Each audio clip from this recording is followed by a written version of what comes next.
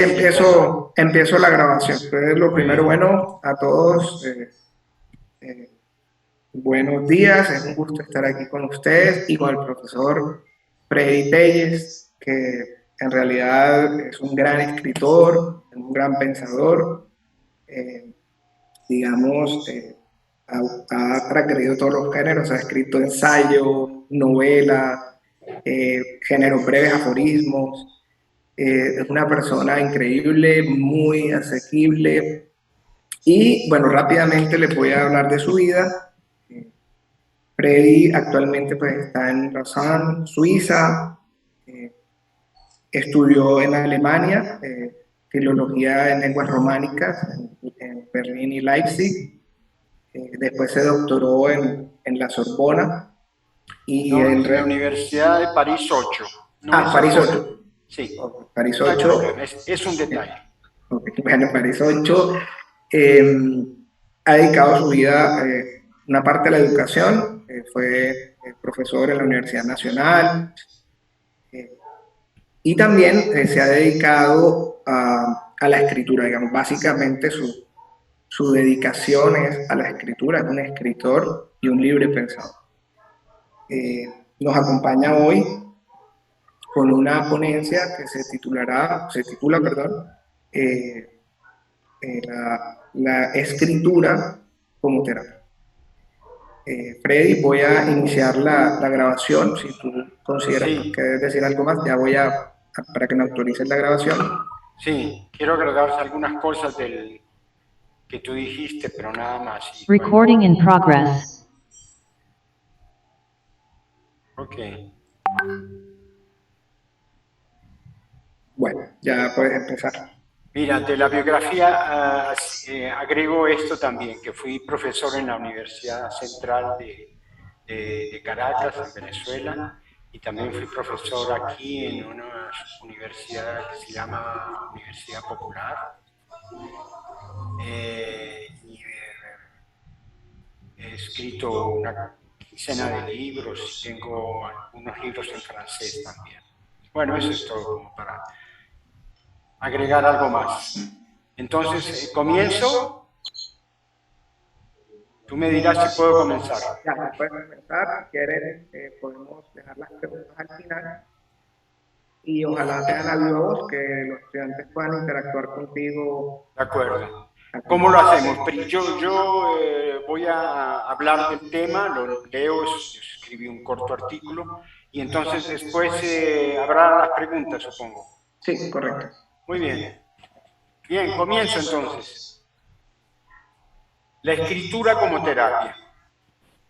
Si adoptamos el término escritura en cuanto fenómeno radicado en el ámbito del arte, pareciera difícil relacionarla a primera vista con la terapia, entendida esta como tratamiento médico preciso. Así, el universo artístico ocuparía en la sociedad un entorno aparte, especial y lejano a toda referencia médica en general. He ahí una concepción muy extendida, pero al mismo tiempo algo superficial. Y no hay que referirse forzosamente a terrenos explícitos, como el llamado arte crudo, l'art brut, producido por pacientes de instituciones psiquiátricos, sobre todo aquí en Suiza, para evidenciar dicha superficialidad. No obstante, dar por sentado que esa relación existe no nos impide subrayar que se trata de un fenómeno a la vez misterioso como oscuro y complejo. Oscuro y complejo, en primer lugar, porque se afinca en el terreno específico a cada escritor. No existe un patrón universal de manifestación de dicho fenómeno que lo homogenice en pautas dadas. Cada creador podrá referirse a su propia experiencia, a su propio mundo para evidenciar esa relación. Pero oculto y complejo, por otra parte, porque se trata en gran medida de una relación inconsciente. En ello radica su cierto misterio. Para formularlo en una frase corta y severa, el escritor escribe sin saber por qué. Es ahí donde se trasluce su enigmática artisticidad, pues, como lo afirma con certeza el pintor americano James Whistler, art happens, el arte ocurre, eso es todo. La escritura se manifiesta sin que el escritor conozca su porqué. La escritura es un punto ciego que no deja, no obstante, de resplandecer. Carlos Marx, afirmaba que el creador no sabe por qué es creador. Concepción que hace eco a la aseveración de Sartre en su ensayo ¿Qué es la literatura?, donde él dice: el escritor no puede leer su propio libro.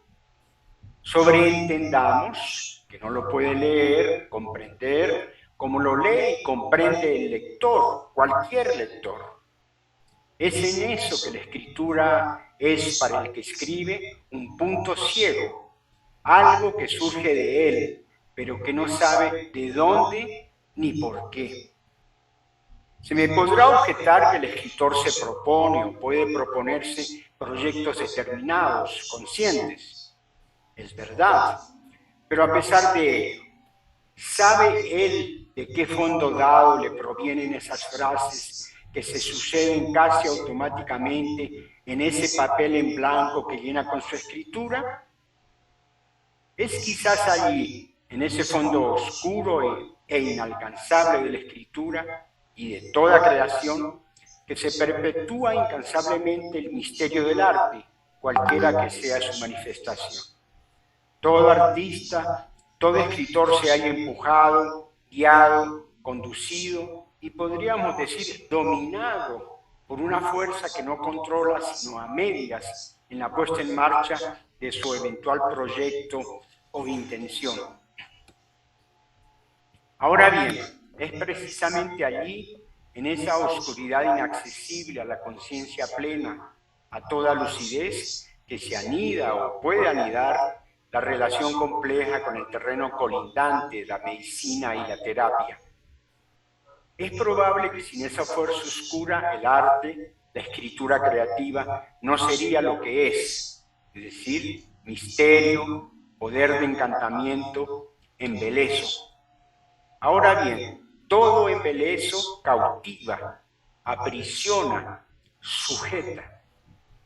El sujeto de la escritura creativa está irremediablemente sujeto, impotente, incapacitado de hacer otra cosa que escribir, que llevar a cabo esa fuerza dominante, desconocida, que lo conduce a crear, a escribir. ¿Cuántas veces no hemos escuchado de la boca de escritores que sin la escritura no valdría la pena vivir? ¿Es entonces el arte y la escritura una fuerza terapéutica, una manera inconsciente de curarse de algo que nos domina? ¿De liberarnos de ella? Pero, ¿cómo y para qué liberarse de algo que constituye el centro mismo del escritor? Esfuerzo vano, sin duda, estrictamente fugaz y transitorio, que renace de manera incesante con cada nuevo proyecto, con cada nueva escritura. Disipemos aquí de la postulación de dicha relación una cierta ambigüedad.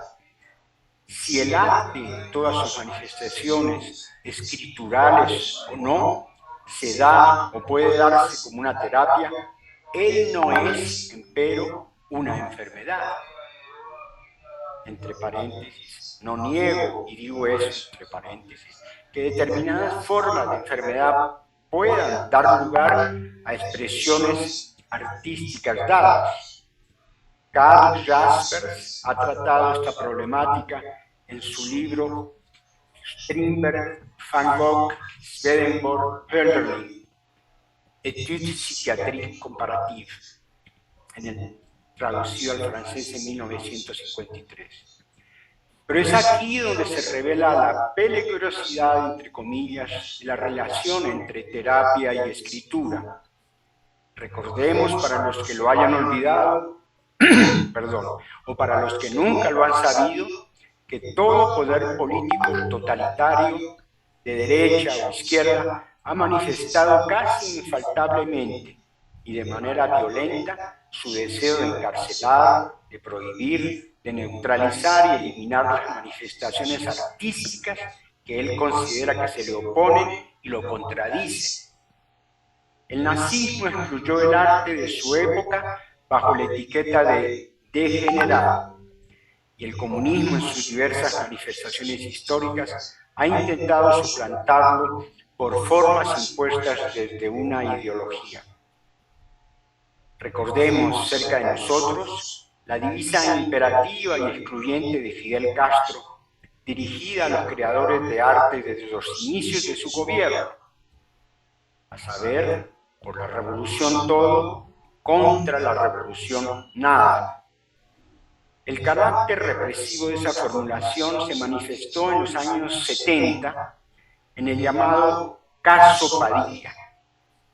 Heberto Padilla, ese poeta que escribía, cito, los mejores poemas siempre han nacido bajo la antorcha de los carceleros, cierro comillas, y que en otro recordaba, podría decirse premonitoriamente, abro comillas, no lo olvides, poeta, en cualquier sitio y época en que hagas o en que sufras la historia, siempre estará acechándote algún poema peligroso.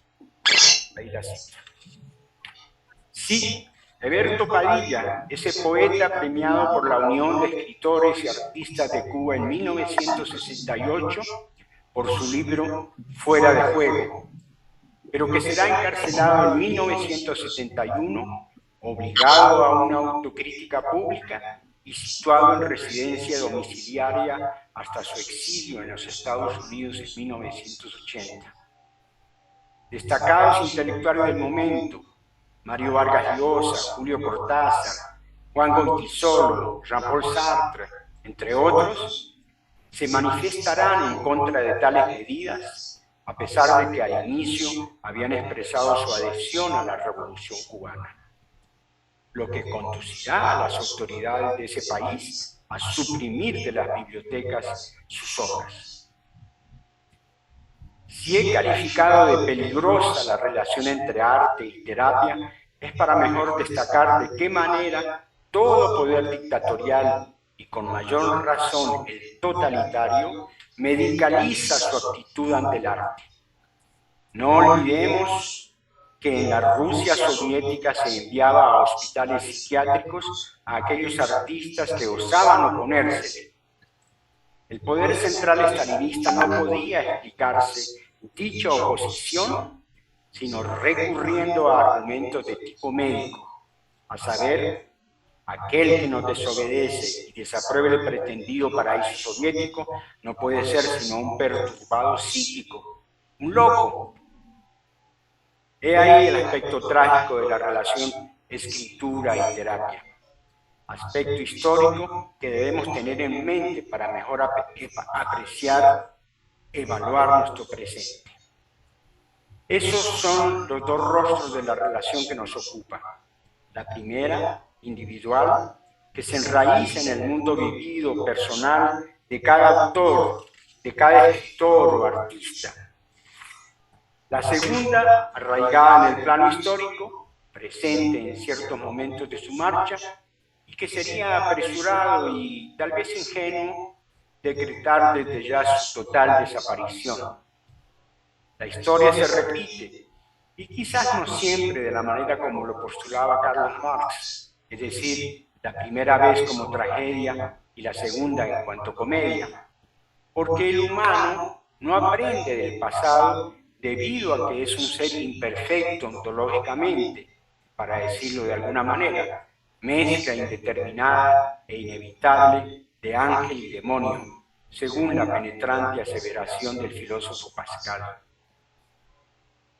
Para terminar, me referiré a un caso preciso de mi propio trabajo de escritor, con toda la inmodestia que esto implica. Pero creo que así puedo contribuir a aclarar esa relación compleja y oscura entre terapia y escritura de la que hablaba al inicio. Por esos oleajes y mareas intempestivas que caracterizan a veces a la vida, En mis primeros años de estadía en Suiza, me vi obligado a trabajar como obrero en una fábrica reputada mundialmente. Me refiero a Coca-Cola. Me pasaba 9 horas del día controlando botellas frente a una pantalla que deslumbraba los ojos. Era una detectora de olores, según el aviso colgado en uno de sus extremos, con capacidad para reconocer 40 aromas. Estoy citando casi literalmente pasajes del libro que mucho más tarde logré rescatar de esa etapa de mi vida. Cuando regresaba a casa, me sentía tan agotado que ni deseos tenía de abrir un libro, como es habitual en mi vida cotidiana. El tiempo que pasé en esa experiencia fuera de lo común, sobre todo para un intelectual, me confrontó a un interrogante que empezó a inquietarme a medida que pasaban los meses. Me preguntaba si esa experiencia extenuante y singular no iría a afectar mi capacidad de escritura. Tenía miedo de que ello ocurriera. Para salir de la duda, y una vez liberado del universo fabril, me propuse escribir algo acerca de un autor que había descubierto en mis frecuentes excursiones en bibliotecas y librerías. Era alguien desconocido, aunque autor de múltiples volúmenes. Albert Caraco, o Caraco era su nombre. Nacido en 1919 en Constantinopla y desaparecido en París en 1971, su obra me intrigaba por su radicalidad y marginalidad extrema.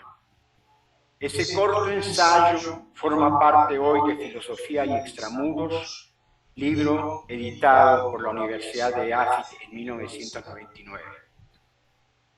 Ese corto ensayo sobre dicho autor constituyó entonces una especie de terapia en mi proceso creativo, una terapia que llamaría integrativa, porque ella no me curaba de una fuerza que quería expulsar fuera de mí, sino todo lo contrario, que la incorporaba, tranquilizándome al mismo tiempo, ya que indicaba que mi capacidad creativa estaba intacta.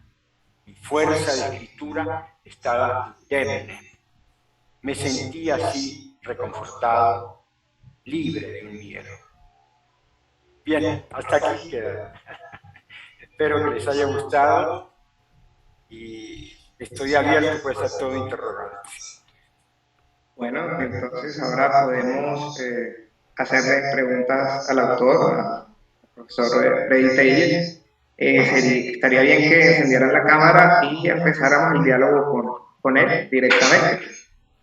Todas las dudas que tengan, él está abierto a responder. Exactamente, sí.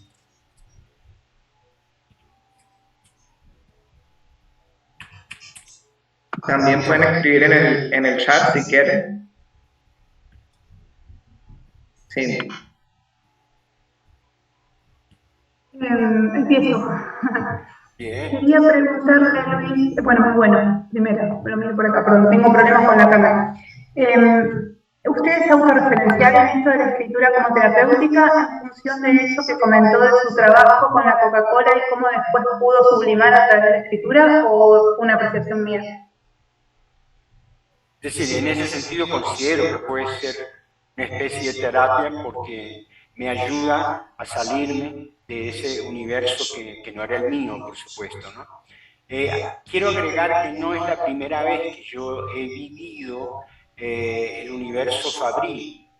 En París estuve trabajando también en una fábrica de ensamblaje de automóviles. Pero en ese momento era una cuestión, ¿cómo decir?, absolutamente consciente, diría yo, es decir, algo que tenía que hacerlo porque no había otra posibilidad. Fue también un periodo largo, muy doloroso. Yo era un guardián de fábrica, trabajaba exclusivamente durante toda la noche, tenía que hacer rondas para vigilar los diversos lugares de la fábrica. Ello con un equipo, nos rotábamos. Esa experiencia me sirvió para escribir un libro. Durante ciertas rondas, la persona, cada guardián tenía una especie de garita donde se sentaba para descansar, esperando que llegara el momento de la segunda ronda. Yo en esos momentos en que yo me sentaba en la garita, yo lo aprovechaba para escribir. Y lo que se puede escribir en esos momentos no es un ensayo, no es una cosa que ocupe linealmente una racionalidad, sino que escribía aforismos. Aforismos que me salían así, y entonces los anotaba. Es lo que dará lugar después a uno de mis libros que se llama El pensar breve. Entonces, la experiencia fabril, la experiencia extraña a mi propio mundo es algo que ya lo he tenido, que tampoco es algo que sea muy extraño al mundo intelectual en realidad. Pensemos en la filósofa Simone Weil, que estuvo expresamente trabajando en fábrica, eso fue en la época de la Guerra Civil Española, y que quería conocer ese medio, y que terminó escribiendo también sobre lo que era el universo fabril, ¿no? Ha habido personas también durante la época del 68, la época posterior al 1968, en mayo del 68 en París, que se dedicaron abiertamente, como revolucionarios, ellos eran lo que querían hacer, introducirse en fábricas para escribir. Claro, el objetivo de ellos era adoctrinar a los obreros, etcétera, y llevarlos hacia la revolución, ¿no? Pero con esto quiero decir que no es absolutamente ajeno al mundo intelectual, solamente que sigue siendo una ruptura con el mundo propio. Y eso es evidente, yo lo viví de esa manera y no, personalmente yo no lo podía tratar o considerar o vivirlo sino de una manera absolutamente transitoria. Y tal vez con un objetivo preciso. No sé si, bueno, me extendí demasiado, si te respondí totalmente. Sí, claro, pensaba como en esto de la escritura contraterapéutica como esto de tener que someter, por ahí de vivenciar situaciones tan ajenas a la formación intelectual y a la vocación, como algo que aumenta el conflicto y que aumenta la tensión así desde un punto por ahí intrapsíquico, y la escritura como una forma de sublimar y de superar y de hacer posible, ¿no? Esta compatibilización del deseo con la realidad.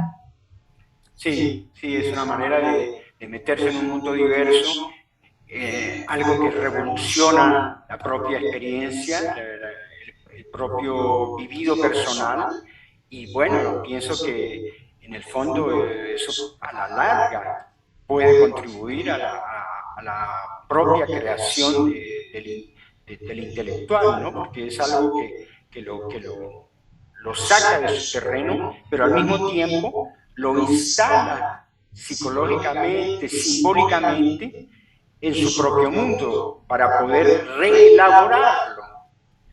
Eso es decir, eso es algo quizás extraño a entender, pero es como una salida del mundo para mejor meterse en él y aprovecharlo, ¿no? Es decir, es una manera de voltear en el lado positivo de algo que estás tomando mate. Bueno, de voltearlo en forma positiva lo que es negativo en la vida, ¿no? Eso creo, y es creo que uno de los epígrafes que metí en otro de los libros de ficción, ¿no? Es lo que creo que se puede hacer con eso. Es decir, en realidad el escritor, el creador, saca de su propio mundo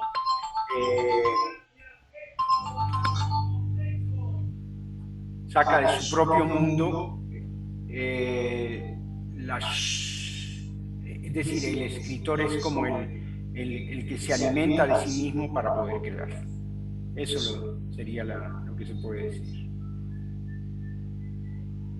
¿Sí? Está bueno. Bueno, aquí en el chat hay muchas felicitaciones, los estudiantes están muy emocionados, les encantó la lectura. Muy bien. El profesor Álvaro de Jesús levantó la mano, entonces, profe, puede hacer su pregunta. Más que pregunta, buenos días a todos y a todas. Gracias, Hola, ¿qué doctor tal? Luis, por compartir su conocimiento, por sacar el tiempo que dijera para poder compartir. Cuando vi el título de la conferencia, me motivó mucho el hecho de que la terapia, porque de pronto hablábamos nosotros en psicología de muchas cosas, pero este tema de la lectura como una forma de desarrollar psicoterapia no es tan habitual en nuestro campo, no ha sido tan abordada tan de pronto de un punto de vista científico. Y lo que yo he podido experimentar en mi praxis profesional como psicólogo es que cuando yo le digo a las personas, listo, ahora vas a tomarlo como especie de un diario y vas a escribir tu historia de tu infancia, vas a escribir tu historia de tu adolescencia y vas a escribir tu historia de la adultez, veo que hay una reelaboración, veo que hay una catarsis, veo que hay una expresar la subjetividad en unas palabras para pues después objetivizarla. En tal sentido, el hecho de que la persona escriba es como especie de, como popularmente se llama, un desahogo, pero ese desahogo hace que la persona pueda autorreflexionarse, repensarse, se diría en términos de humanismo, de hacer insight, de tal forma que la persona pueda equilibrar su vida y mirar su propia perspectiva, mirar su propio desarrollo. La lectura, la escritura juega un papel fundamental en la medida que la persona la internaliza, en la medida que la persona es fiel a ella, en el sentido de que coloca las cosas no como ella quisiera ser, como debería ser, sino realmente como fueron, porque así le va a dar la oportunidad para mejorar y para crecer como persona. Solamente quería hacer ese aporte. Gracias. Ok, es tu contribución, muy bien, sí. Te agradezco mucho, claro, no sé qué podría decir porque es verdad, va en el sentido de que de lo que he dicho anteriormente, es una manera de confrontarse a sí mismo, de querer encontrar facetas tal vez desconocidas de su propia personalidad. Nunca se escapa al inconsciente y tampoco se lo puede hacer consciente totalmente. La escritura o la creación artística es tal vez una manera de querer entrar dentro de sí mismo para conocer facetas que tal vez no conocemos totalmente y pero que están ahí. Supongo que, claro, en el caso tuyo, que si no entendí mal, eres psicólogo, eso también, por ejemplo, me hace pensar en el caso de una amiga de Henry Miller, una escritora, se me fue el nombre ahora, que fue amante de Henry Miller y que emprendió una terapia para poder entender lo que ella hacía en la escritura, ¿no? Y muchas veces se recomienda incluso a los creadores de, de no asumir su propia producción de una manera médica, es decir, que no confrontarse, de no tratar de buscar médicamente, psicológicamente, ese núcleo oscuro del que yo hablaba y que lo motiva a la escritura, ¿no? Creo que se ha dado el caso en que una vez lograda la terapia, la persona deja de producir, deja de escribir, porque tal vez logra pasar un límite que al mismo tiempo le impide continuar en la búsqueda de sí mismo a través de la escritura. O sea que es algo complejo, diría yo. Y por eso digo, depende de cada individuo, ¿no? No es algo que se puede generalizar. Bien. Si hay Bueno, otras profe, preguntas. claro que sí, profe. Aquí Ana Hoyos, no sé si quieras tú, Ana, directamente hacer la pregunta o leo yo lo que pusiste en el chat. Ana, sería chévere que pudieras interactuar con el profe Freddy. Bueno, Ana dice, no sé si sea lo mismo o algo parecido, pero las palabras que dijo me hizo ir a mis libros. Eh, a mis libros juveniles y cosas muy clichés, pero hay momentos donde tengo problemas en casa o problemas, eh, ven acá, problemas, problemas en casa o problemas en general y siento que leer me ayuda a olvidarme de todo porque me meto tan en ello, tan en lleno en ella que hace me olvide todo aquello que me abruma. No sé si va en contexto como tal o lo que usted está expresando, pero me hizo pensar en todo lo antes mencionado. O sea, aquí sería más bien la lectura como terapia. Sí, claro, y que me parece que es absolutamente válido, ¿no? Es decir, la lectura puede ser una manera de escaparse del mundo y que al mismo tiempo lo lleva al mundo según el libro que se esté leyendo o según el enriquecimiento que el libro aporte, ¿no? Pero de una cierta manera, y también ya lo he escrito en otros lugares, el leer es una manera de escape, ¿no? De escaparse de lo cotidiano, de la realidad que nos abruma y nos sirve entonces como una salida diferente a ese mundo de lo cotidiano, a ese mundo que estamos viviendo. Pienso también que hay una lucha en general que se puede dar entre la lectura y la escritura. Pienso que cuando personalmente me ocurre con mucha frecuencia, cuando yo comienzo a escribir, es porque me esfuerzo para dejar de leer. Es como si la lectura cotidiana, permanente, regular, me impidiera en cierto momento meterme en el fenómeno de la escritura. Tengo que proponerme un proyecto determinado que me hace entonces cerrar los libros que me atraen constantemente y dejarlos de lado para poder escribir. Por eso también he pensado que la escritura que a mí me atrae, que me motiva, es aquella que me impulsa a escribir, que me lleva a la creación, a la escritura misma. Ese tipo de escritura es la que yo prefiero en realidad. Por ejemplo, los aforismos, digámoslo así, los aforismos son algo que se pueden llevar fácilmente en la cabeza, que se pueden escribir en cualquier parte.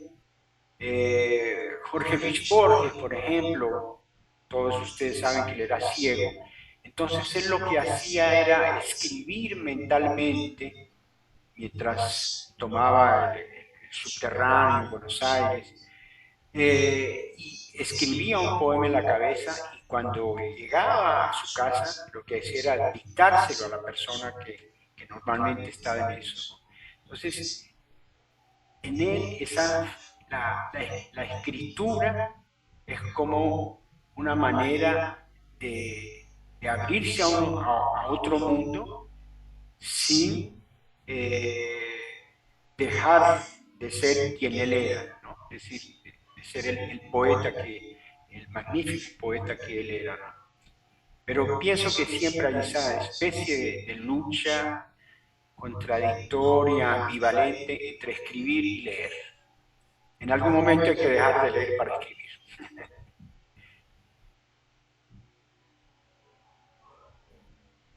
Hay un problema con Perdón, con el sonido. ya. Ya. Sandrine Barbosa dice, en mi caso yo leo para escapar de mi realidad y más que todo leo libros juveniles. Y he llegado a un punto en que quiero algo que me impacte y llene mis expectativas. Es por eso que estoy trabajando en escribir mi propio libro. Es un comentario que hace Sandrine. La profesora Andrea Trujillo, no sé Andrés, si tú quieres hacer la pregunta a viva voz para que interactúes con el profesor.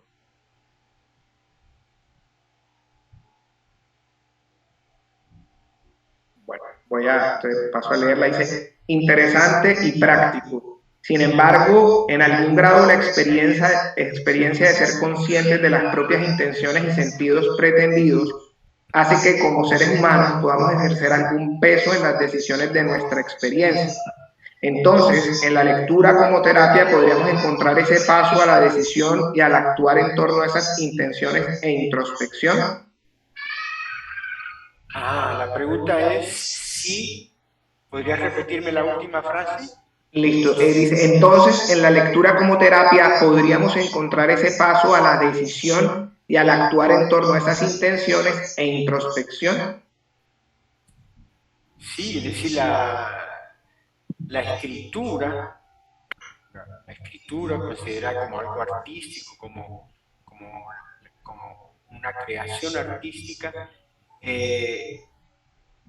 puede surgir, no necesariamente, pero puede surgir de una especie de introspección, ¿no? Es decir, el individuo busca en sí mismo una fuente para poder realizar ese propósito de escribir un proyecto determinado, ¿no?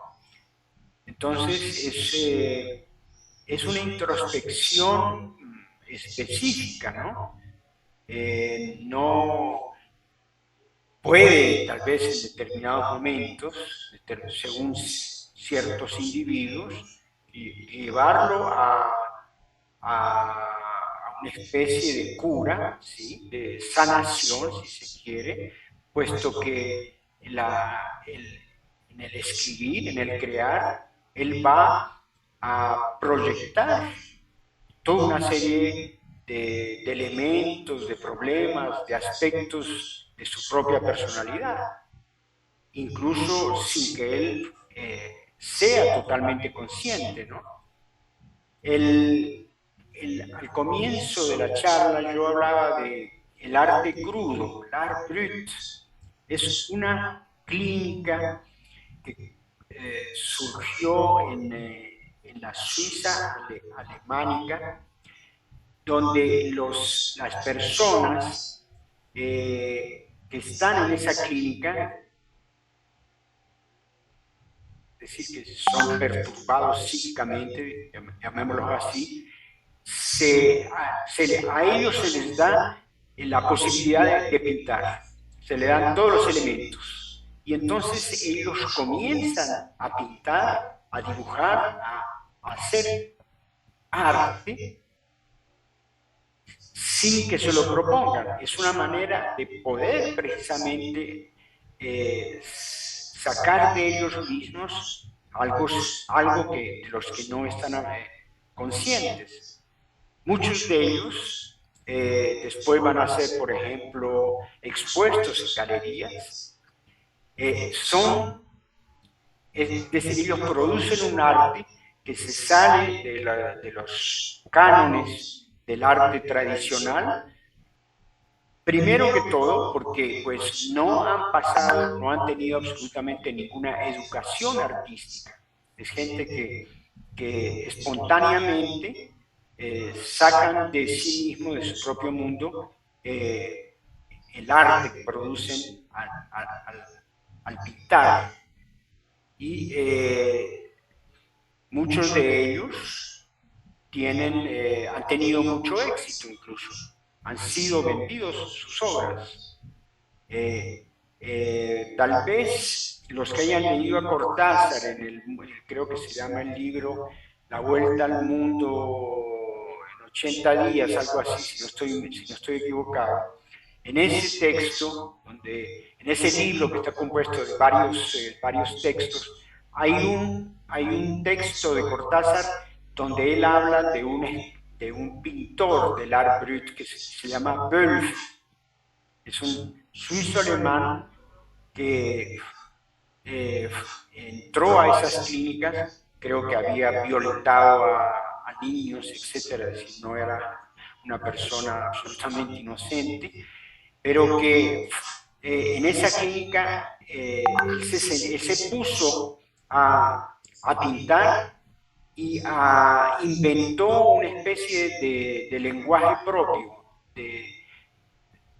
en el que escribía, por ejemplo, lo que él consideraba que era una música, o en sus cuadros se encuentran signos, letras, personajes, colores que expresan ese mundo, y eso fue lo que le permitió eh, salir de la criminalidad en la que se había metido antes de llegar allí.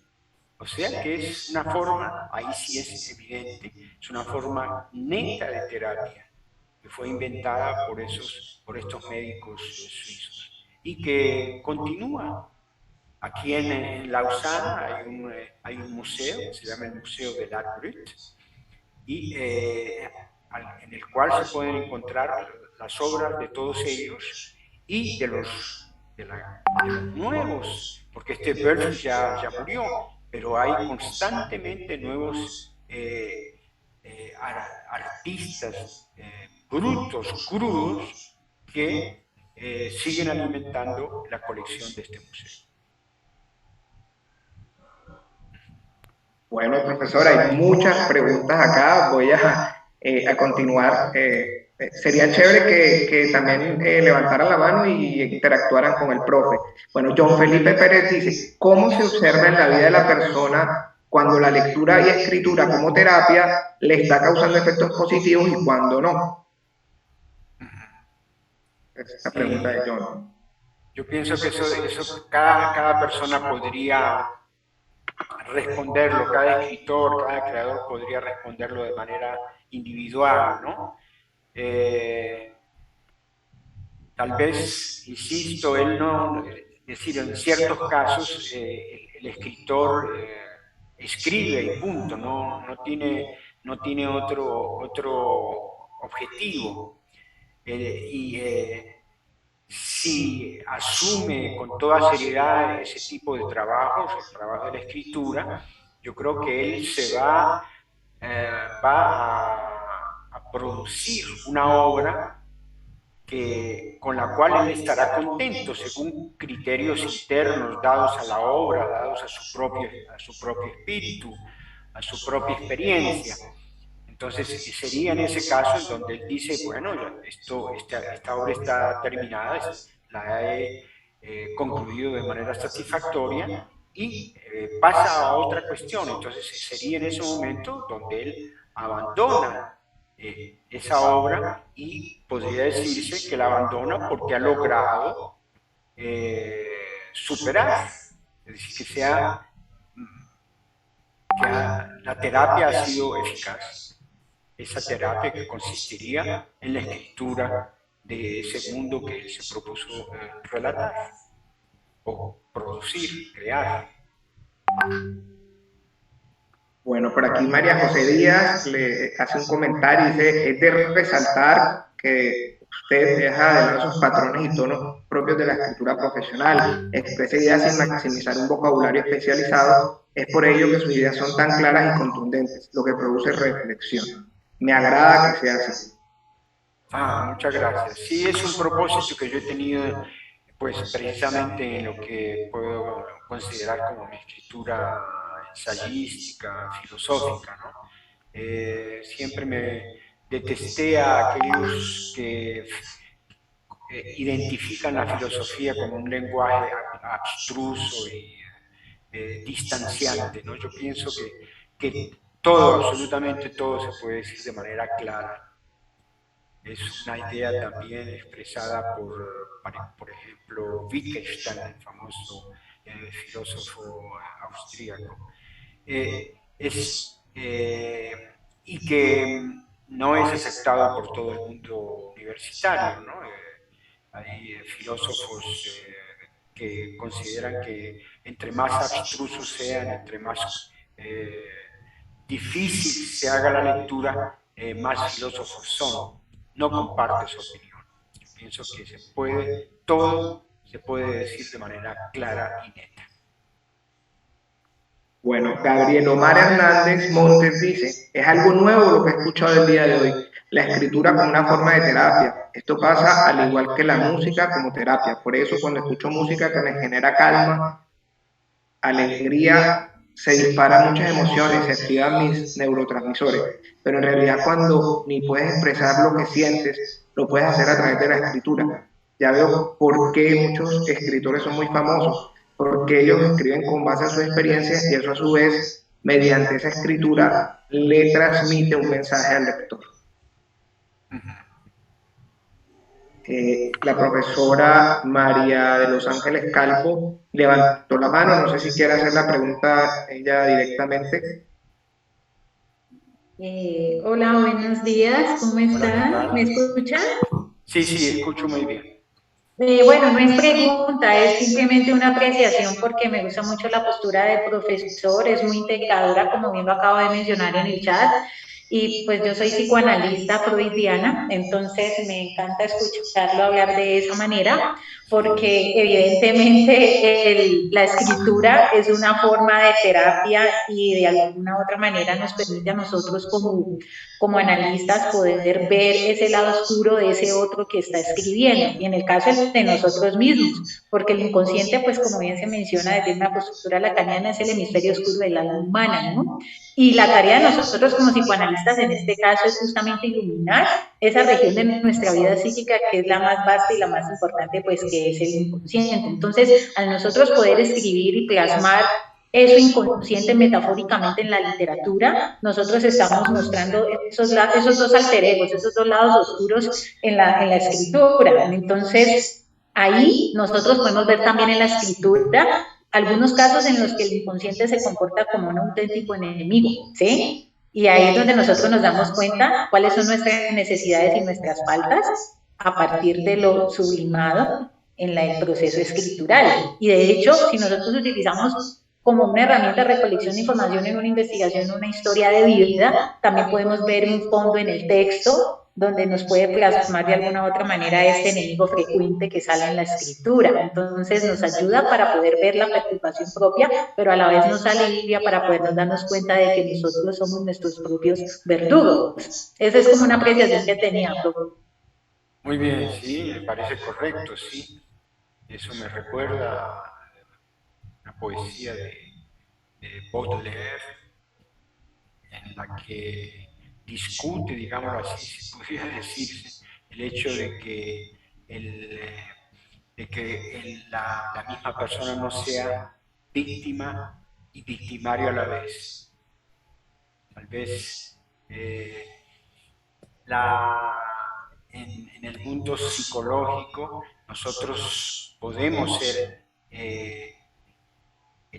a la vez personajes opuestos.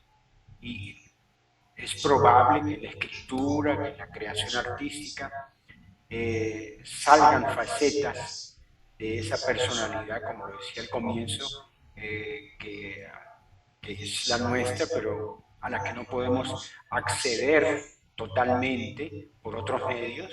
Es probable que la escritura, la creación artística, la pintura, la música, por supuesto, sean puertas hacia formas inconscientes que, como lo decía al inicio, nos dominan y de las que se trata de aprovechar en cierta forma, de las que debemos utilizarlas como una fuente de creación positiva, hasta donde se pueda, naturalmente.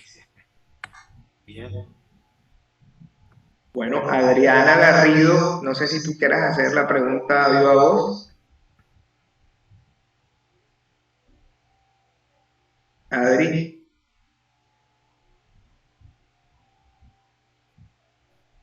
Bueno, ella puso acá, ¿hasta qué punto la escritura de forma expresiva que se utiliza para plasmar esas emociones, estados de ánimo y otros elementos, suele ser tan benéfica o fructífera para una persona o paciente en relación con la expresión oral. En relación con la expresión oral. Sí. Eso me hace pensar en un filósofo francés ya desaparecido que se llamaba Jacques Derrida, en uno de sus libros que se llama De la gramatología, en la que él opone lo oral a lo escrito. Es un problema en filosofía que remite ya a Platón. Platón en ciertos de sus diálogos se burla de lo escrito, no, perdón, de lo oral, porque lo oral es absolutamente fugaz, mientras que debería irse a lo escrito, que es algo más permanente. En el caso de este filósofo francés, él hace una especie como de genealogía de la cultura occidental, mostrando la lucha entre esos dos aspectos, lo oral y lo escrito. Hay como un conflicto permanente, ¿no? En mi caso, ya lo decía, hay un conflicto, es decir, cuando escribo, me opongo a lo oral, me pongo al mundo de lo oral, al mundo en donde yo hablo cotidianamente o donde estoy leyendo cotidianamente. Entonces la escritura sería como una especie de triunfo sobre ese otro mundo. También podría pensarse en formas específicas del arte, de la escritura de ciertas novelas, en las que el autor se propone específicamente reproducir el mundo de lo oral. Es, por ejemplo, el caso de Céline, del escritor Céline, francés del siglo XX, que escribía como se habla. Es el caso también de Cabrera Infante, el libro del cubano, también creo que ya ha desaparecido, que se sale de Cuba en oposición por sus oposiciones a la Revolución Cubana y escribe un libro que se llama Tres Tristes Tigres, en el que se ve la escritura como algo oral, es decir, él lleva la escritura a las formas orales que él vivía, de los personajes que se movían en ese relato, en esa historia, que remite a su propia vida personal en Cuba. Entonces sí, hay un conflicto, una relación problemática entre lo oral y lo escrito, sin duda alguna. Bueno, acá García Pérez, no nos parece el nombre, dice, en el momento de hacer escritura de nosotros mismos, se puede considerar una manera de hacer catarsis, ya que es un espacio de liberar emociones o pensamientos que le están causando malestar. Sí, sí, yo pienso que sí, no hay duda. Claro que sí, es decir, eso remite también nuevamente a Platón. Platón rechaza un poco la creación, por lo que lleva a formas absolutamente de las que él se burla, ¿no? Habría formas, es decir, una catarsis como una manera precisamente de tratar de solucionar fenómenos personales, aspectos, problemas personales, y, que es al mismo tiempo una característica del teatro inventado por los griegos, ¿no? Se sabe que los griegos escribieron una forma de teatro que era utilizada por los espectadores como una forma catártica. Es decir, el teatro griego no tiene poco que ver con lo que es el teatro hoy, donde el personaje está, el actor está totalmente separado, digámoslo así, del espectador. El teatro griego pretende conducir a una catarsis al espectador. El espectador es introducido a su propio, al teatro que se ve, al espectáculo que se produce y al mundo personal, a sus emociones que lo van a llevar a una especie de catarsis. Muy bien, no sé si hay otra pregunta en el público. Bueno, a mí me gustaría saber, bueno, acá hay una, perdón. La profe Kelly dice, no solo eso, en ese libro del Cabrero Infante, el autor hace algo maravilloso. Mientras lees los diálogos, te sientes hablando como cubano. Es un efecto genial porque te transporta a Cuba, te sientes como si fueras esos personajes cubanos. Sí, es verdad, es extraordinario. Y mucho humor, además, tiene mucho humor. Bueno, yo tengo una pregunta, Freddy. Tú estableces una relación entre totalitarismo y medicalización. No sé si con lo que se ha denominado hoy en estos tiempos la medicalización de la vida cotidiana, estamos ante una nueva forma de totalitarismo en las supuestas democracias liberales.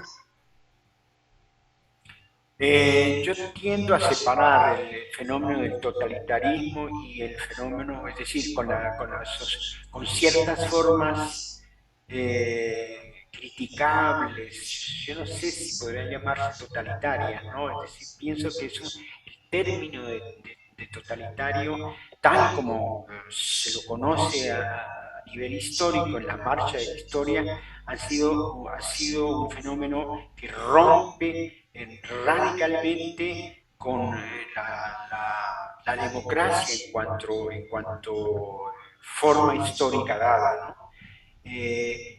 Pienso que en las sociedades capitalistas el fenómeno predominante es decir, se puede llevar a formas más o menos, como diría, tiránicas tal vez, o despóticas, pero hay existe constantemente la posibilidad de liberarse de ello, y de luchar, de expresarse contra ellas.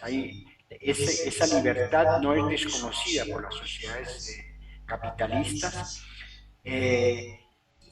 cosa que las diferencia totalmente de las sociedades totalitarias, en cuanto en ellas precisamente esa capacidad de oposición, de lucha contra, no existe, o son absolutas, es decir, conducen a formas, a la represión total, al gulag soviético, ¿no? Es decir, veamos el caso, por ejemplo, de la China actual.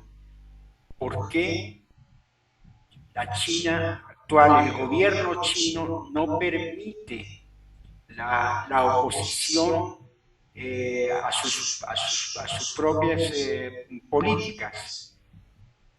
Cosa que no ocurre en ninguna sociedad capitalista o democrática, en donde la expresión de oposiciones es totalmente permitida.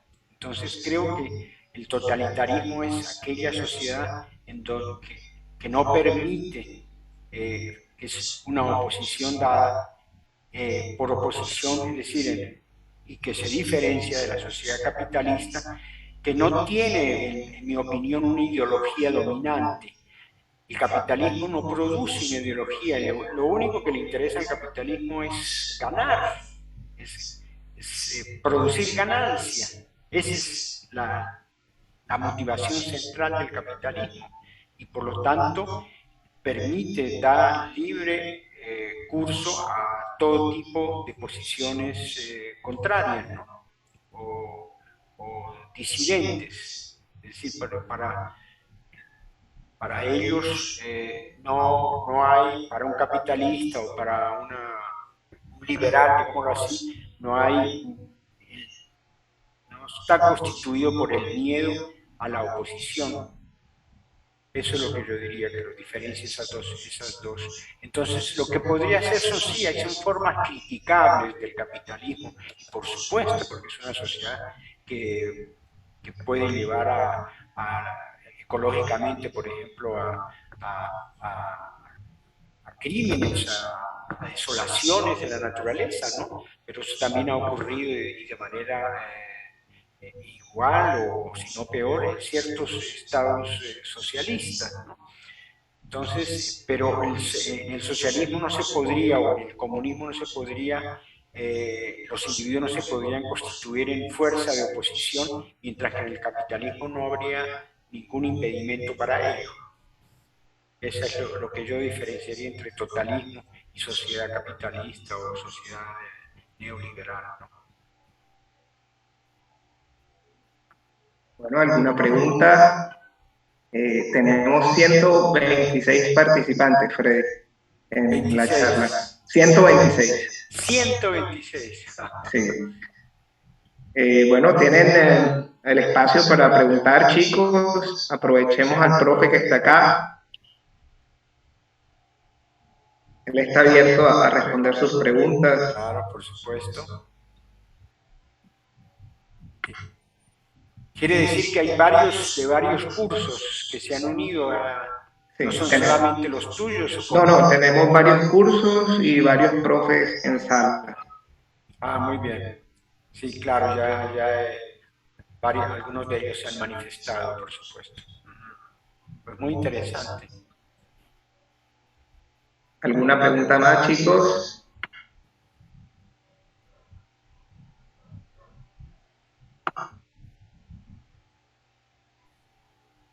No sean tímidos, vamos. Bueno, vamos a aprovechar para hacer otra pregunta. Digamos, acá la escritura y la lectura parecen como terapéuticos, pero también no pueden tener el efecto contrario, es decir, como elementos perturbadores. ¿Qué has pensado sobre eso? O sea, la lectura y la escritura como elementos perturbadores. Como elementos perturbadores. Pienso, por ejemplo, en Kafka, que tenía una relación problemática con su propia escritura. Recordemos que Kafka, antes de morir, le pidió a su amigo más íntimo que destruyera todo lo que él había escrito. Hoy conocemos a Kafka porque ese amigo desobedeció el propósito de Kafka y pues su obra se hizo pública en libros que estaban en ese momento inéditos, ¿no? Yo creo que Kafka publicó muy poco. Creo que eso muestra en realidad el conflicto que Kafka vivió con su propia escritura. Algo que él tal vez no reconocía, algo, no sé, estoy tratando de proponer hipótesis, no podría responder de manera rotunda, pero también podrían ser formas en donde él tenía quizás miedo de lo que veía en su propia escritura. Hay ese fenómeno, por ejemplo, del proceso, es decir, de esos individuos que son condenados, confrontados por la justicia, sin que ellos puedan hacer absolutamente nada, ¿no? Es decir, es un fenómeno de indefensión y ante una culpabilidad de la que no se sabe qué origen tiene. decir, en la escritura de Kafka se podría analizar la escritura de Kafka como un fenómeno muy complejo de perturbaciones psicológicas, de perturbaciones, es decir, o de dominio de la sociedad sobre el individuo, en donde el individuo no podría hacer absolutamente nada, ante la cual, es decir, de esos fenómenos que él no puede saber de dónde vienen, por qué se lo culpabiliza, él simplemente está totalmente aplastado por esas condenas, por esos procesos más o menos dictatoriales, y él los vive de una manera absolutamente conflictiva, ¿no? Hasta el punto en que escribe La Metamorfosis, ¿no? Ese caso de ese individuo que se convierte en una cucaracha, ¿no? Es decir, que es una metáfora total como,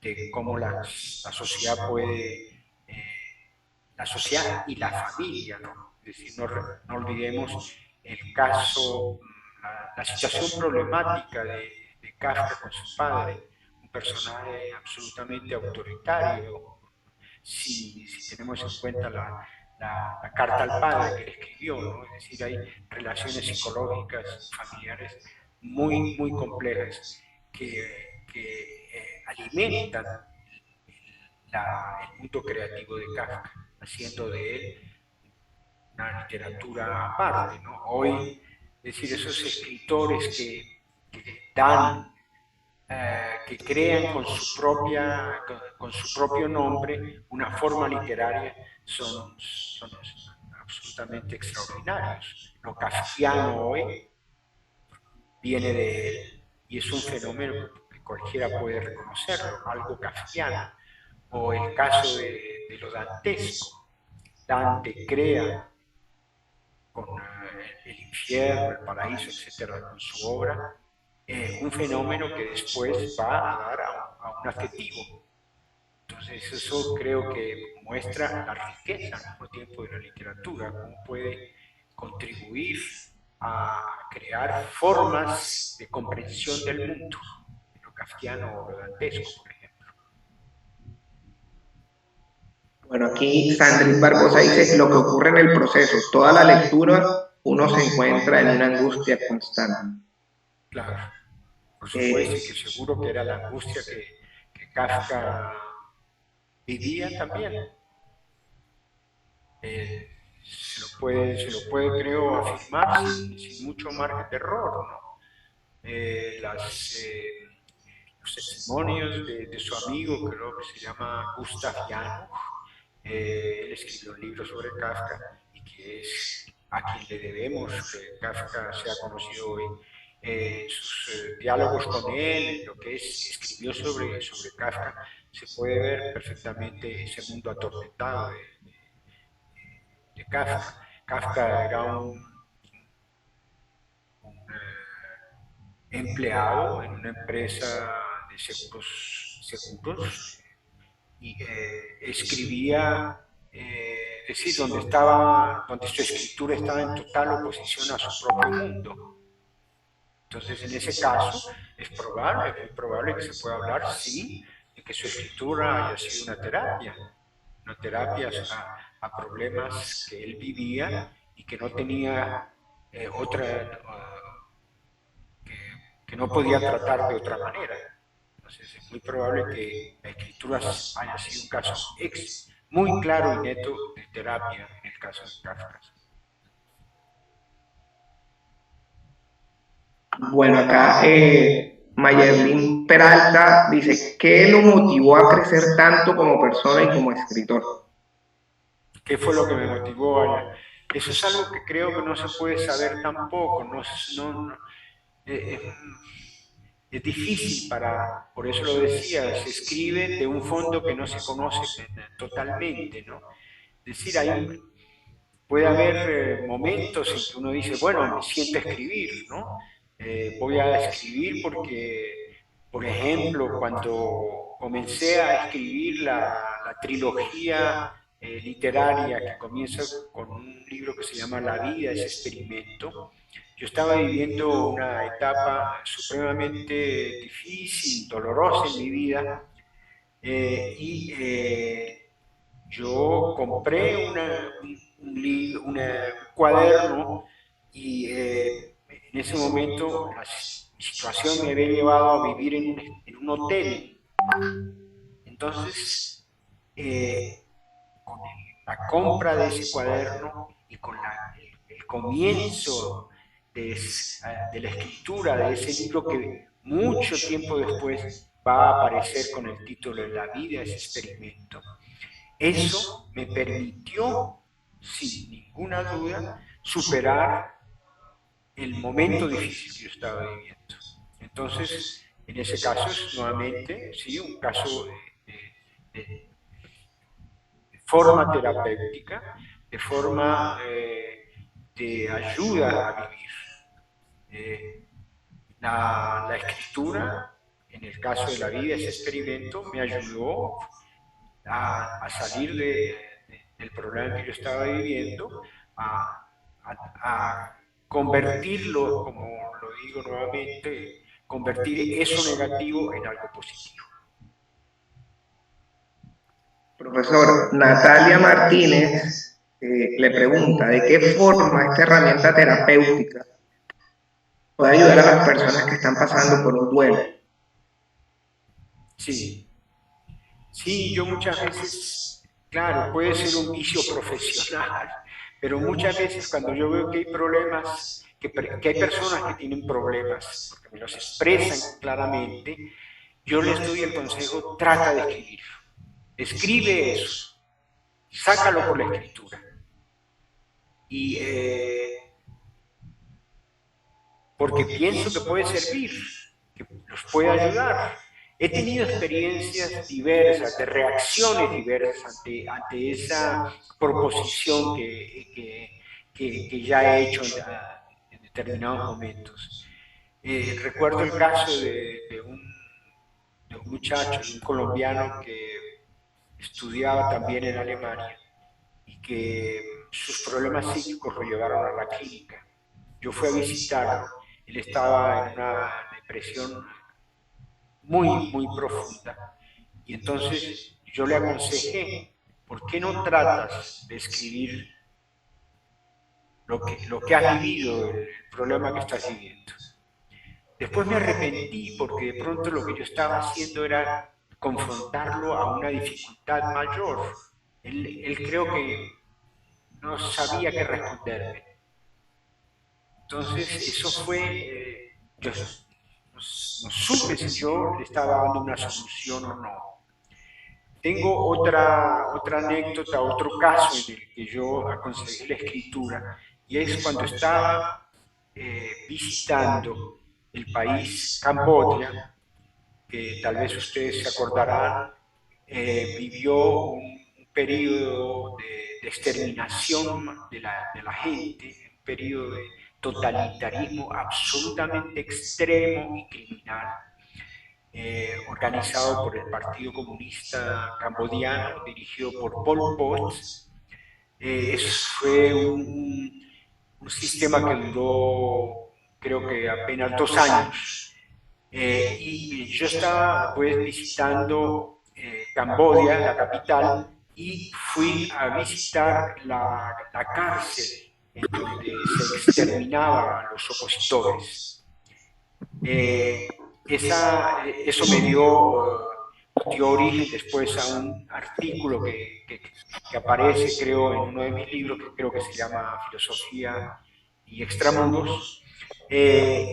Y la persona que me sirvió de guía para la visita de esa cárcel, yo le aconsejé, usted trate, ¿por qué no trata de escribir lo que vivió? Porque lo que la población camboyana vivió fue algo absolutamente inimaginable, pero muy real y absolutamente cruel. Entonces, después me puse a pensar también, es que es correcto lo que yo hago, pidiéndole a la gente que escriba, tal vez porque en el caso mío, escribir es una ayuda, ¿sí? En muchos casos, en momentos determinados, es una ayuda muy eficaz. En el caso de esta guía que me contaba sus experiencias absolutamente impresionantes durante la época del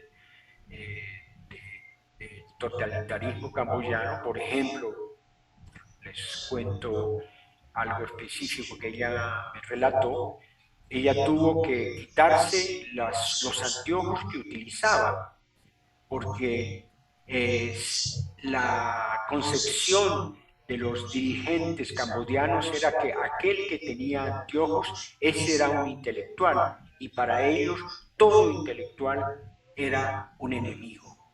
Ellos trataron de implementar en Camboya lo que Mao había hecho en China, es decir, el darle el poder a los campesinos, a las personas letradas. Entonces combatieron y eliminaron y mataron a los intelectuales cambodianos. Se salvaron los que pudieron salir después de que los vietnamitas invadieron Camboya para sacarlos del poder, o los que se habían exilado antes. Pero ese es un caso extremo, digámoslo así, en donde toda forma de arte puede ser absolutamente eliminada porque el arte es una forma individual de vivir la vida, una forma de poder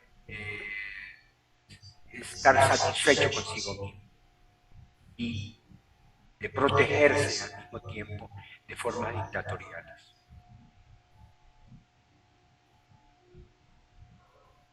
Bueno, aquí la profe Dianis, no sé si Dianis quieres hacer la pregunta o la leo yo. Bueno, ya acá dice gracias. Han sido muy interesantes cada una de sus intervenciones, útiles en el área de la psicología clínica.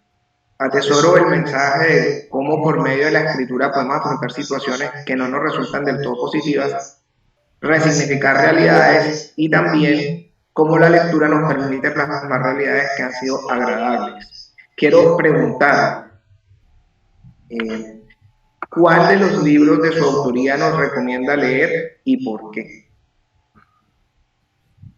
Bueno, tengo libros diferentes, algunos que se insertan en el mundo de la filosofía, en el mundo del ensayo, y otros en los que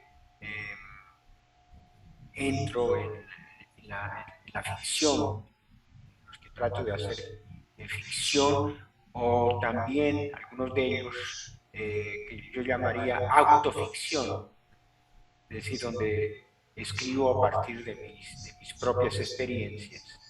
Entonces, depende del interés de cada lector. Si hay un interés de tipo filosófico, puede leer cualquiera de los libros filosóficos que he escrito. En eso el profesor Salomón podría darles indicaciones, ya que él ha leído algunos de esos libros. No tengo en realidad ninguno específico que podría decir comenzar por este. Yo pienso que lo que hay que hacer es mirar el libro, el índice, las descripciones que se dan en las contracarátulas y escoger el libro que se considere que más podría satisfacer a la persona. O bien leer, si no se tiene tanto interés en confrontarse con el fenómeno de la abstracción filosófica, introducirse en cualquiera de los libros de ficción. En ese caso, sí, podría comenzarse por La vida es experimento, puesto que es el primer libro que escribo de tipo ficcional, y que va a ser continuado por otros, pero también podría leerse, por ejemplo, La ciudad interior, que es el último que ha sido publicado por Sílaba Editores de Medellín, y que es autónomo, es totalmente autónomo, aunque se refiere en un cierto momento a ese primer libro que se llama La vida es experimento. Pero en realidad esa trilogía o tetralogía, porque en el fondo La ciudad interior, aunque yo la escribo de manera autónoma, se inscribe dentro de los otros 3 libros, son autónomos, todos son autónomos y pueden ser leídos sin que se conozcan los otros. No hay una sucesión, es decir, no es el libro que dice continuará como las series, ¿no? Donde no podemos ver una serie autónoma porque nos faltaría el capítulo siguiente, ¿no? La serie siguiente. No, todos esos libros que yo he escrito, aunque se encadenan de alguna manera, se pueden leer de manera autónoma. Aprovechando ahí la oportunidad que la profe Dianis te preguntó por tus obras, bueno, se consiguen de manera fácil en la Librería Nacional. Yo les voy a copiar el enlace aquí al chat para el que quiera ver o comprar alguna de sus obras, y otras están sí más dispersas. En la Universidad de Antioquia se consigue también una obra, y bueno, digamos ya sí es más difícil, pero las que están editadas por sílaba están todas en la Nacional. Entonces aquí les mando el enlace y si quieren comprar alguna de las obras del profesor. Profesor, acá hay otra pregunta de Enoch Villadiego. Dice: conoció una persona sana que se sumergió en las escrituras de la Biblia, más tarde no paraba de leer y cuestionarse. Los resultados fueron negativos. Actualmente está con un trastorno mental. ¿Cree usted que es fundamental que esté un profesional de la salud mental acompañado este tipo de terapia? ¿O se puede orientar por sí mismo? Sí. Es decir, yo pienso que el caso que relatas, yo pienso que es algo muy específico. Pienso que el problema estaba ya antes, es decir, la dificultad, el conflicto psicológico estaba ya antes de la lectura. Yo pienso que la lectura de la Biblia o de cualquier otro libro puede aparecer como un detonante, pero no es la causa esencial del conflicto psicológico que esa persona vivía. En mi opinión, el problema ya existía antes y tal vez la lectura de determinado libro, de determinado fenómeno, no hace sino hacer como un clic, ¿no?, que desencadena lo que ya estaba allí de manera latente. Es decir, pienso que hay que evitar la concepción que la lectura puede ser un peligro psicológico. Yo recuerdo, y es una anécdota personal, mi madre cuando yo era pequeño, que me veía leer constantemente, me decía: no leas tanto porque te vas a volver loco. Creo que hay una concepción popular de la lectura que conduce a eso, ¿no? Es decir, aquel que lee corre el riesgo de perderse psicológicamente. Personalmente no creo que eso sea posible. Por eso sí, tú hablas de esa persona, y yo insisto, ese conflicto debería estar ya antes allí. Pero no, la causa no es el libro leído, sino el fenómeno irresuelto que él estaba viviendo, el fenómeno psicológico irresuelto que él padecía. Bueno, Nati tenía la mano levantada, Natalia Martínez. No sé si todavía quieres hacer la pregunta, Natalia. Natalie, profe. Natalie. Sí, profe. Bueno, buenos días a todos. Buenos días, doctora. Espero que se encuentren muy bien. Bueno, en primera instancia, yo fui la que le hice la pregunta del duelo y con respecto a su respuesta respuesta me surgió, bueno, otra pregunta, y es que cuando usted mencionaba que la persona puede ser, al momento de ejercer esta terapia, puede tener una confrontación, ¿usted cree que este tipo de terapia puede ser positiva en ese momento que la persona tenga una confrontación o puede ser liberadora o ya depende de cada persona? Es decir, el escribir, Sí, sí, claro. sí, yo pienso que puede ser liberadora. Sí, yo pienso que puede ser liberadora. Para mí lo fue, ¿no? Para mí lo ha sido. Pero, naturalmente, por eso lo digo, no se puede tomar eso como un caso absolutamente generalizado, ¿no? Eso depende de cada individuo. Pero retomo el caso del art brut, es decir, estas personas con perturbaciones psíquicas que se ayudan a vivir su propio conflicto creando, en este caso, pintando.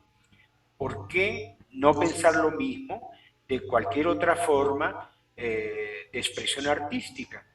La escritura puede servir en determinados momentos, claro que sí. Tal vez no siempre, pero eso hace parte de la vida, ¿no? ¿Sí? Yo diría que sí. Bueno, profesor, acá hay dos preguntas, una están relacionadas, una de Ludi Melgarejo y otra de Yanni Villanueva. Voy a leer las dos. Sí. Dice, con respecto a la escritura y lectura como elementos perturbadores, se podría decir que el escritor, al no ser consciente de lo que escribe, deja plasmado sus angustias, necesidades y carencias inconscientes, como decía la profesora anteriormente, generando en el lector este mismo malestar o uno similar al tener en su inconsciente angustias similares a las del escritor. Y Yanni dice, ¿de qué modo te puede...? respondo a esa, porque no sé si de pronto me confundo con las dos. Ok, perfecto. Es decir, eso también tendría que ver con cada individuo, ¿no? Yo pienso que, es decir, en principio no creo que la lectura de un libro pueda producir perturbaciones en aquel que lo lee, ¿no? Vuelvo a repetir, si hay un libro que ayuda o que aparentemente sería como un fenómeno, como un clic que se daría, que despertaría perturbaciones en el individuo, porque porque ese libro tocaría fenómenos que ya están dados ahí. Es decir, yo no quiero, no acepto, no comparto una opinión que haga de la literatura un fenómeno que deberíamos desconfiar porque produciría perturbaciones en los individuos.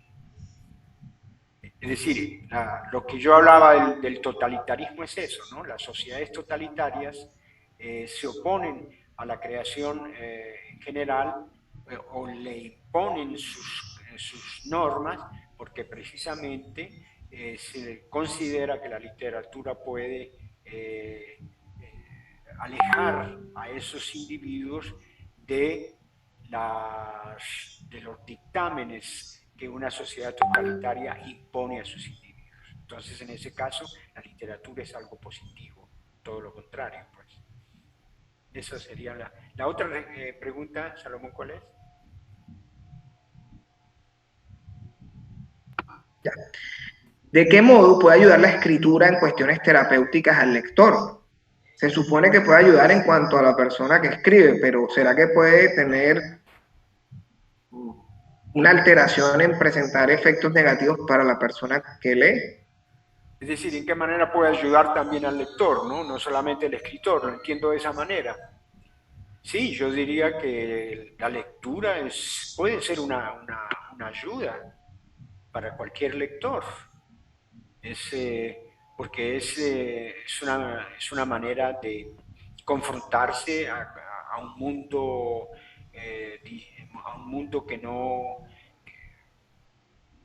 con el que no conocemos, a un mundo que nos abre puertas hacia cosas desconocidas, que nos enriquece, toda lectura enriquece, nos aporta fenómenos, mundos que no conocemos o que tal vez intuimos, o a los cuales, por ejemplo, nos acercamos sin conocerlos totalmente. En general, yo pienso que la escritura literaria o también otro tipo de escrituras o otras formas de creación artística son, en principio, positivas y hay que favorecerlas y hay que asumirlas sin miedo. Eso diría yo. María José Díaz, no sé si tú quieras hacer la pregunta o el comentario al profesor directamente.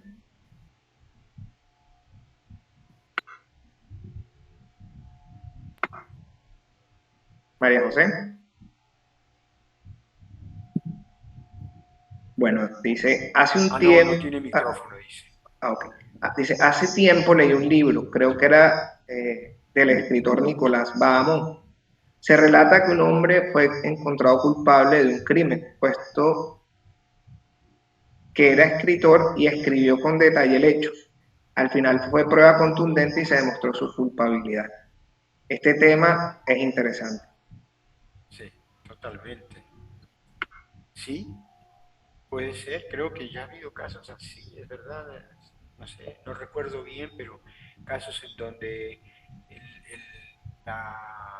el criminal, llamémoslo así, recurre a contar lo que hizo o a mostrarlo, ¿no? Creo que hubo el caso de un criminal en Francia que filmó la manera como él asesinaba a la persona.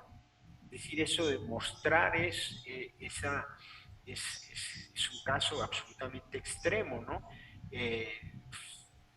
Muy complejo a analizar, ¿no? ¿Qué significa en ese caso escribir o mostrar lo que constituye una crueldad absoluta en el individuo? Es decir, es algo que yo no podría responderlo. Eso creo que dentro de las personas que entre las personas que han participado hay psicólogos, etcétera, que podrían tal vez contribuir mejor que yo a eso. Pero sí, es un fenómeno muy, muy interesante y espeluznante, absolutamente espeluznante.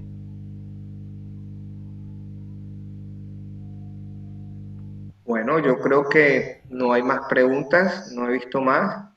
Entonces, profesor Freddy, muchísimas gracias por su tiempo, su disposición para responderle a los estudiantes.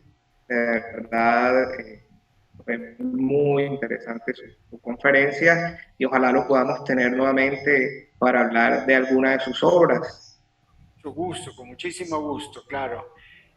Salomón, lo único que te recomendaría es que les dieras las indicaciones bibliográficas que tú conoces ya muy bien, porque sé que te has interesado mucho en mis libros y que tienes las indicaciones para darle el acceso a los que estén interesados en leerme. Creo que es una manera de poder prolongar lo que yo he dicho y una manera que ellos tendrían de conocerme mejor.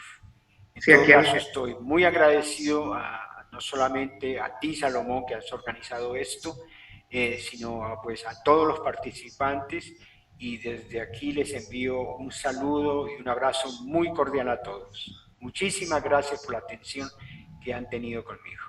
A ti, Freddy, aquí en el chat he dejado el enlace directo a tus obras. Muy bien. Pueden comprarlas online en la Librería Nacional, las que están disponibles de Sílaba. Muy bien, sí. Hay unas cosas de Sílaba. El año próximo saldrá tal vez otro libro mío de Sílaba de aforismos, porque del Pensar Breve, que es el libro de aforismos y de textos cortos, por desgracia, no se puede conseguir. Pero yo le envié un ejemplar con mucho cariño a Salomón, de los muy pocos que tengo, y estoy seguro que si él lo recibe, él podrá comunicárselo a ustedes, fotocopiarlo, como quiera. Ese libro le pertenece ya a él cuando le llegue. Y él podrá hacer lo que quiera con él. Muchísimas gracias. Entonces aquí detengo la grabación. Muy bien, muchísimas gracias, Salomón, y a todos.